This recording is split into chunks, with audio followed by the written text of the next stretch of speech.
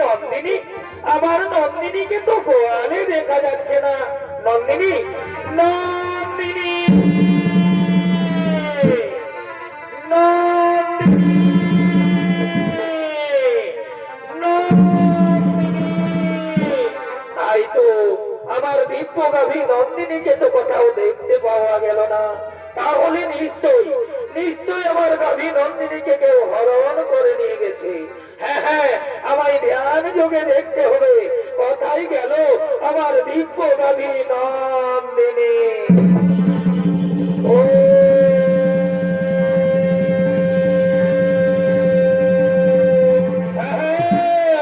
বুঝতে পেরেছি, অষ্টবসু তোমরা এসেছিলে আমার অতি মনোরমা আশ্রম দর্শন করার জন্য। তোমরা আমার দিব্যগাভী নন্দিনীকে হরণ করে নিয়ে গেছো মর্তলোকে। যাও, আমি তোমাদের অভিশাপ দিচ্ছি, মর্তলোকে মানব কুলে জন্ম নেবে তোমরা।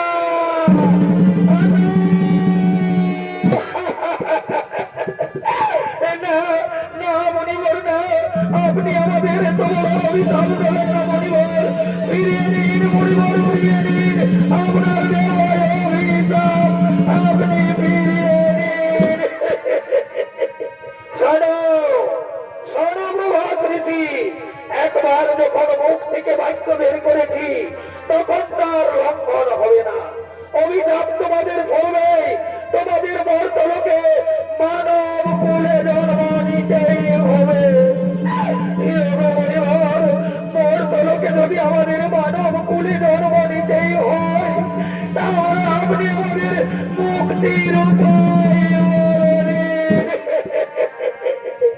শোনো শোনো প্রভাত ঋষি, যাও মর্তলোকে দেবী গঙ্গার গর্ভে মহারাজ শান্তনুর ঔরসে জন্ম নেবে তোমরা।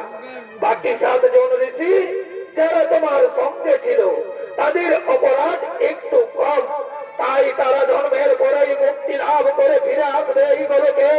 আর যেহেতু তুমি তোমার স্ত্রীর কথাই আমার দিব্যগাভী নন্দিনীকে হরণ করে নিয়ে গেছো মর্তলোকে, সে কারণে তোমাকে সারা জন্ম কাটাতে হবে মর্তলোকে। জন্মের সময় তোমার নাম হবে দেবব্রত, পরক্ষণে বিষের প্রতিজ্ঞা করার ফলে তোমার নাম হবে বিশ্ব। এই আমার আশীর্বাদ, এই আমার অভিশাপ।